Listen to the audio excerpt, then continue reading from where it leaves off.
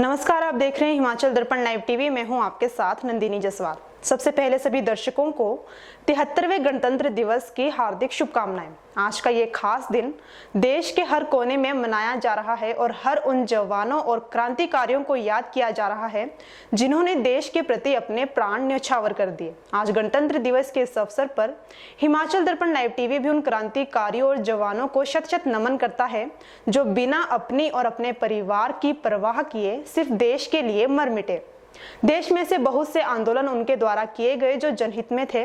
ऐसा ही एक आंदोलन हिमाचल प्रदेश में भी हुआ। इस आंदोलन में ना जाने कितने क्रांतिकारियों ने अपनी जान गंवाई। जी हाँ, हम बात कर रहे हैं पझौता आंदोलन की, जो हिमाचल और सिरमौर के इतिहास में विशेष स्थान रखता है और लगभग सभी ने इस आंदोलन के बारे में सुना और पढ़ा होगा। लेकिन जिन्हें नहीं पता, आज उन्हें हमारे इस कार्यक्रम में पता चल जाएगा कि पझौता आंदोलन क्यों और कैसे हुआ। अक्टूबर 1942 का वह दिन था जब सिरमौर रियासत के किसानों ने सरकार के अत्याचारी शासन और आर्थिक शोषण के विरुद्ध भारी जन आंदोलन करने की योजना बनाई।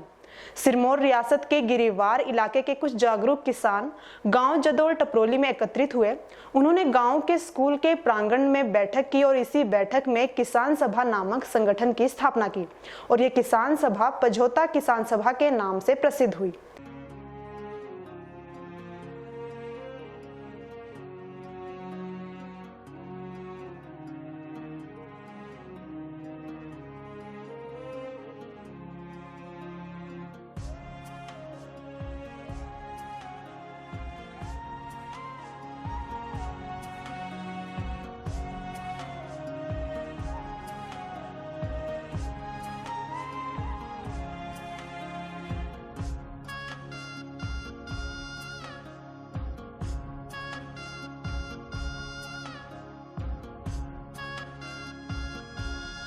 प्रदेश के इतिहास में पझौता आंदोलन को स्वतंत्रता संग्राम का हिस्सा माना जाता है।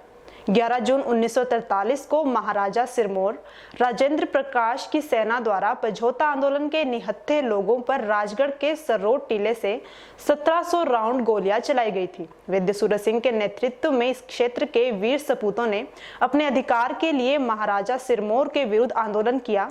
इस दौरान महात्मा गांधी द्वारा सन 1942 में भारत छोड़ो आंदोलन आरंभ किया गया था। इस कारण इस आंदोलन को भारत छोड़ो आंदोलन की कड़ी भी माना गया था।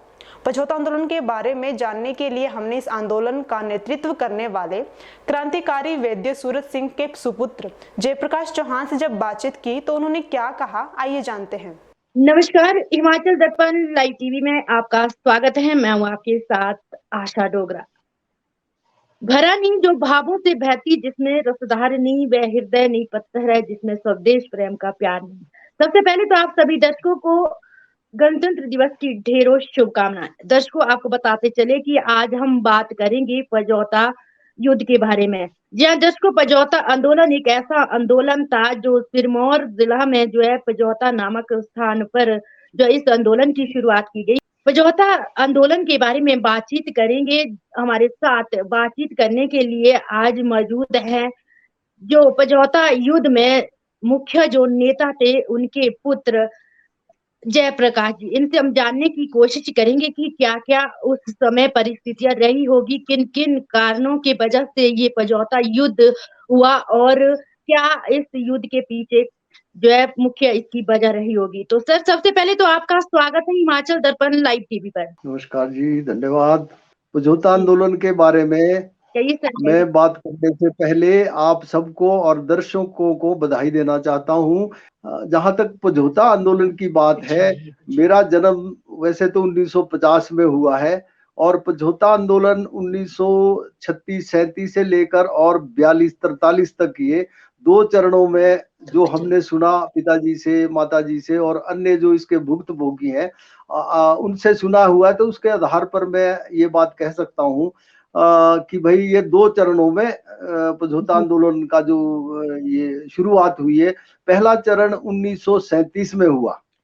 1937 में यहाँ चौधरी शेरजंग जी थे नाहन के, उन्होंने यहाँ आकर पझौता में आकर जो है प्रजामंडल की स्थापना की और शेर मनोड़ गांव के जातिराम जी को उसका प्रधान बनाया और भानत गांव के चंदन सिंह जी को उसका महासचिव बनाया और इस दौरान वैद्य सूरज सिंह जी, जो कि आयुर्वेदाचार्य की पढ़ाई करके ऋषिकेश से आए थे, और उन्होंने जो वो कहा करते थे हमारे पिताजी, भाई मैंने कॉलेज टाइम में ऋषिकेश में उन्होंने आयुर्वेदाचार्य की पढ़ाई की, और उत्तर प्रदेश जो है वो स्वतंत्रता आंदोलन का गढ़ रहा है, तो वहां पर इन्होंने शराब की पिकेटिंग और विदेशी कपड़ों की होली जलाना, इसमें बढ़ चढ़कर भाग लिया था कॉलेज टाइम में।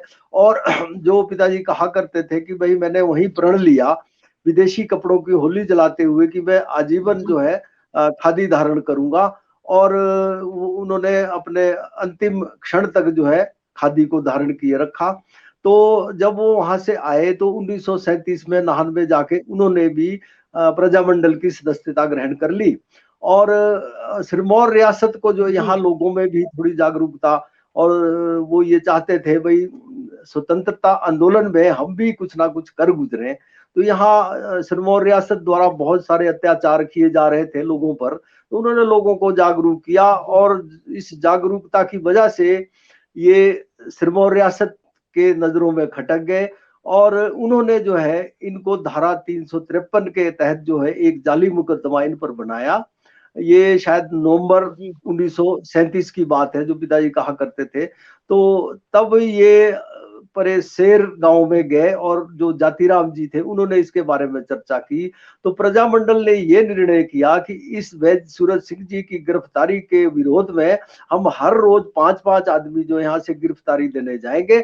और तो उसमें जब ये यहाँ गांव से, हमारा गांव टिक्कर कटोगड़ा है, तो वहां से माताजी भी इनके साथ चलने को तैयार हो गई, श्रीमती स्नेहरो देवी जी उनका नाम था। तो पिताजी ने और उनके सास ससुर ने, हमारे दादा दादी ने उनको समझाया कि भाई आपके पास 2.5 साल का बच्चा है, ऐसे में आपको इनके साथ वैद्य सूरज सिंह के साथ नहीं जाना चाहिए। परंतु उन्होंने जिद पकड़ ली, और वो वैद्य सूरज सिंह जी के साथ रात को वहां गए शेर, और शेर में एक दलित महिला सुनहरो देवी की मित्र थी, तो उन्होंने भी जाने की जिद कर ली। तो वो ये 5-6 आदमी जो है 25 किलोमीटर पैदल चलकर यहाँ से और सरहा पहुंचे 4 दिन में। रास्ते में गिरी नदी को भी पार करना पड़ता था। तो जो भी मुसीबतें रही होगी, चौथे दिन जब ये वहां पहुंचे तो सरहा बाजार में पूरा नारा लगाते हुए महात्मा गांधी जिंदाबाद, जवाहरलाल नेहरू जिंदाबाद, भारत माता की जय करते हुए थाने के गेट के सामने जहां जैसे ही पहुंचे, तो थानेदार पंडित तुलसीराम जी था वहां थे, जो वैद्य जी सूरज सिंह जी ने अपनी किताब में लिखा हुआ। उन्होंने सबसे पहले वैद्य जी के मुंह पर जो है 2 थप्पड़ जड़ दिए, और उन सबको जो 3 ये थे पुरुष लोग, इनको गिरफ्तार कर लिया गया, और वो महिलाओं को उन्होंने गिरफ्तार नहीं किया। और जब महिलाएं उनको थानेदार जी को कहने लगी कि हमें भी गिरफ्तार करिए, तो थानेदार साहब ने कहा कि बहन जी नारे लगाने से क्या होता, मैं भी लगाता हूँ भारत माता की जय, कि आपके पास छोटा बच्चा है 2.5 साल का, आप घर जाइए वापिस। तो तब जब उनको नहीं किया, फिर वैद्य जी के पास गए, वो भाई अब हम क्या करें। तो वो 2 महिलाएं जो है वो उन्होंने, एक उनके मित्र थे वैद्य जी के, वहां रात को ठहरे, और वहां से 4 दिन के पैदल सफर पर वो वापिस आए। तो जब 5 दिन के बाद 3 दिन तो ये जत्थे चलते रहे।